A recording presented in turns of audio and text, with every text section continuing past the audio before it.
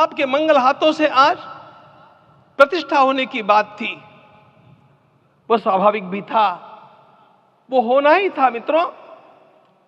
लेकिन मुझे इस बात का आश्चर्य हुआ जब मुझे लगभग 20 दिन पूर्व समाचार मिले कि माननीय प्रधानमंत्री जी को इस प्रतिष्ठा के लिए स्वयं अपने लिए क्या क्या अनुष्ठान करके सिद्ध करना चाहिए स्वयं को, उसकी नियमावली आप लिख करके भेजें।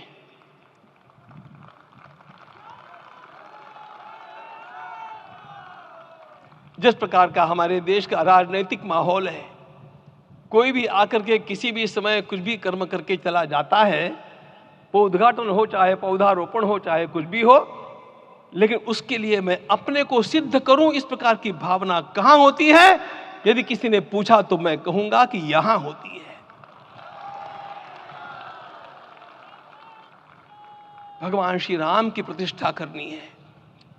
भारतीय जीवनादर्शों के सर्वोच्च आदर्श भगवान श्री राम है और इन समस्त जीवनादर्शों की प्रतिष्ठा करने के समान ही यहां की प्रतिष्ठा रही है। इसलिए एक महान विभूति को ऐसे लगा कि मैं अपने को भी साधूं, मैं कर्मणा मनसा वाचा, कर्म से, मन से और वाणी से अपने को उसके लिए शुद्ध बनाऊं, सिद्ध बनाऊं, और उसका मार्ग तप ही है। भगवत गीता ने कहा, यज्ञ दान तप कर्म न त्याज्यम कार्य में तत्। तप से ही विशेष परिशुद्धि होती है। आज मुझे आपको बतलाने समय अंतःकरण गदगद होने की अनुभूति हो रही है। मैंने तो कहा था, हम लोगों ने महापुरुषों से परामर्श करके लिखा था, आपको केवल 3 दिन का उपवास करना है। आपने 11 दिन का संपूर्ण उपोषण किया। हमने 11 दिन एक भुक्त रहने के लिए कहा था, उन्होंने अन्न का ही त्याग कर दिया। महाभारत में कहा गया है, अनशन यह सबसे बड़ा तप है, अनशन।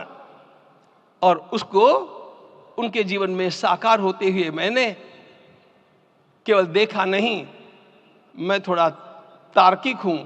आपकी परम पूजनीय माता जी से मिलकर के मैंने उसको रिकन्फर्म भी किया था कि आपका यह अभ्यास 40 वर्षों का है।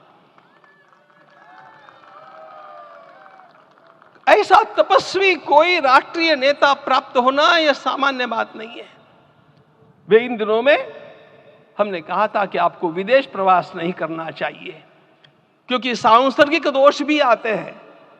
विदेश प्रवास टाल दिया सांसर्गिक देशों के इस दोषों की संभावना के कारण, लेकिन दिव्य देशों का प्रवास ऐसा किया।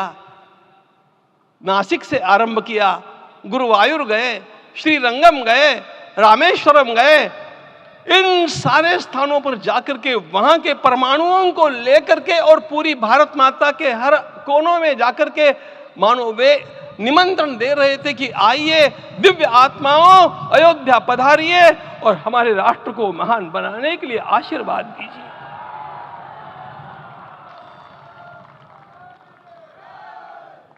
हमने केवल कहा था 3 दिनों तक आपको भूमि शयन करना चाहिए। 11 दिनों से आप भूमि शयन कर रहे हैं। इस कड़कड़ाती ठंड में इस प्रकार का शयन करना, मित्रों, ब्रह्मा जी ने सृष्टि को निर्माण किया। उस समय उन्होंने एक शब्द को सुना था। भारत की संस्कृति का सबसे मूल शब्द है तप, तप इति। हमारे पूज्य गुरुदेव के गुरुदेव परम गुरु कहा करते थे, कांची के परमाचार्य जी महाराज, तपश्चर। मैं जब भी उनसे मिलता था वे कहते थे तपश्चर। आज तप की कमी हो गई है और उस तप को हमने साकार आप में देखा। मुझे इस परंपरा को देखते हुए केवल एक राजा याद आता है जिसमें यह सब कुछ था, और उस राजा का नाम छत्रपति शिवाजी महाराज। छत्रपति शिवाजी महाराज। मित्रों, लोगों को पता नहीं है शायद, वे स्वयं जब मल्लिकार्जुन के दर्शन के लिए श्रीशैलम के ऊपर गए 3 दिन का उपवास किया, 3 दिन शिव मंदिर में रहे और महाराज ने कहा कि मुझे राज्य नहीं करना है, मुझे संन्यास लेना है, मैं शिव जी की आराधना के लिए जन्मा हूं, मुझे संन्यास लेना है, मुझे वापस मत ले जाइए। इतिहास का वो बड़ा विलक्षण प्रसंग है। उस प्रसंग में उनके सारे ज्येष्ठ मंत्रियों ने उनको समझाया और लौटा करके लाया कि यह भी आपका कार्य भगवत सेवा ही है। आज हम लोगों को उसी प्रकार के एक महापुरुष ऐसे प्राप्त हुए हैं जिसको भगवती जगदम्बा ने स्वयं हिमालय से लौटा करके भेज दिया कि जाओ भारत माता की सेवा करो।